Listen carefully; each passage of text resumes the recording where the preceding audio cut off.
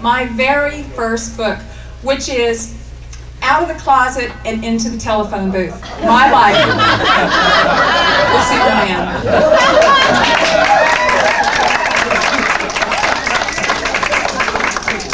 Anyway, what Reverend Luzette asked if I would share some of the some excerpts from the book to give you an example of the great effect that the workshop had on our lives. So, without any further ado, yes, we thought we had the perfect marriage. That was until we took the Inner Child Workshop. It was in the workshop that we first heard the slogan, "You're only as sick as your secrets." About how most of us manufacture kind of a public mask or persona to hide the real us inside. Well, the workshop made it clear to Clark and me that we could no longer live with the secrets we had been hiding behind. We made a firm commitment on the spot to total and complete honesty, to tell the truth no matter what the consequences, because we knew that it was through truth that we could set our inner child free and come from our authentic self. So I will tell you, it truly terrified me to even think of writing the whole truth of my life with Superman. But with the encouragement of the Inner Child Workshop and the $4 million advance from Simon & Schuster, I got the courage to write this book. And I know, I'm sure you're all probably saying, yeah, oh, sure, she's Lois Lane. She's Lois Lane, Superman's wife. She has it all. She has it made. Not one well, maybe a couple single. First of all, now that I'm into telling the whole truth, I have something to get off my chest. I am like royally pissed. I mean, royally pissed off. The name is Lois Lane. It is not Superman's girlfriend, Superman's wife, Superman's left arm, or some other lame appendage. And you know, it's not fair. It's not fair. Because ever since the 50s, I've been known as someone's girlfriend.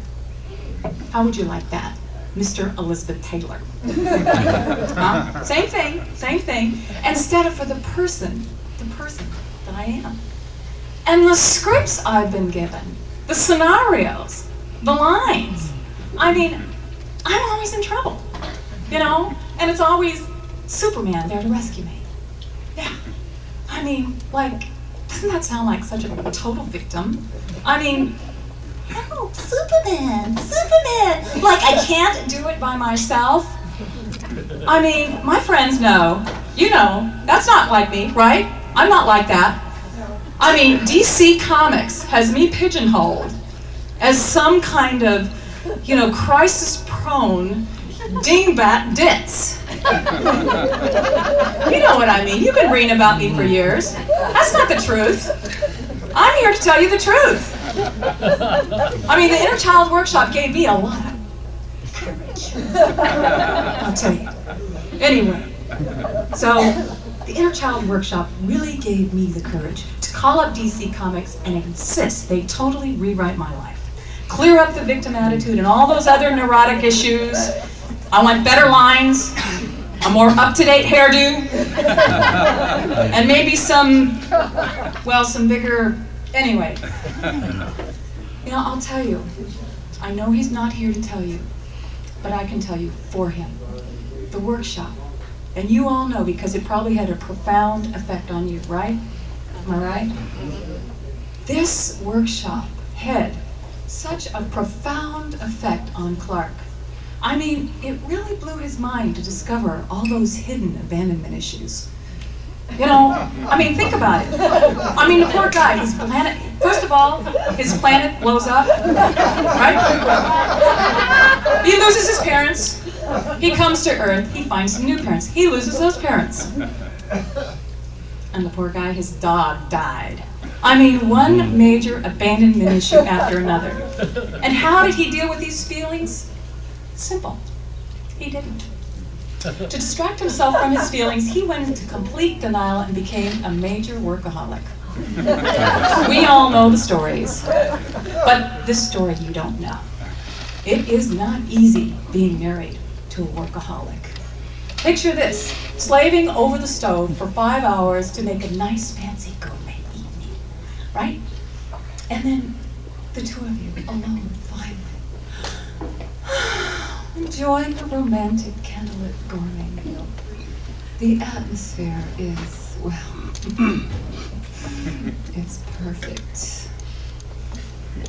Until right in the middle of the meal, 3,000 miles away, some goddamn dam is breaking.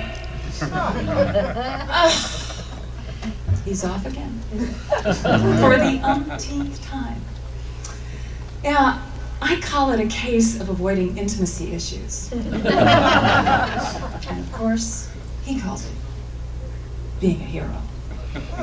Well, you know, Clark, he realizes he has a problem, and that's the first step to recovery, right? He's willing to get help. So he entered a 12-step program for workaholics. So he's decided to face his issues with his parental loss, so he's gone back in time to meet with them before the planet blew up. That's my Clark. Anyway, back to the book. Some of the chapters I'm covering, faster than a speeding bullet. Well, yeah. That's great for some occasions. But not in the bedroom. You guys know what I'm talking about, right? But at least there's a flip side to this, because he is the man of steel, and you know, every part of his body is extra hard. Next, the one, the only, the man of steel, Wolf. That's right. He's very, very domestic, very handy around the kitchen, and he also substitutes for most major kitchen appliances, dishwasher, blender. He slices, he dices. Boy, that guy's a real handy dude, I'll tell you. And my favorite chapter, the last chapter, Venus Envy. I mean, let me tell you, even with all his superpowers, Superman is very insecure. Superman's always comparing the size of his planet with everyone else's. Well, you know, I'll tell you, my husband has always been very misunderstood. People really objectify him. And I know because I used to do a lot of that myself. I mean, I first fell in love with all the trappings, the muscles, the superpowers, not to mention those unlimited frequent flyer miles. For years, I was in love with the fantasy, not the man. Well, the Inner Child Workshop helped me see past all the trappings and truly love the man inside and accept his dark side along with the light. And I learned from the Inner Child Workshop that the real supermen and superwomen of this world are those individuals who don't have to prove their worth with super feats, but those who can embrace both the light and the dark sides of themselves and others. They don't need to be someone else's appendage, have a fat bank account, or the right color of skin. They don't need to leap tall buildings at a single bound. All they need, all we need, is to truly recognize how truly unique, precious, and lovable we all are. Thank you. And I love you all, even if you don't buy the book.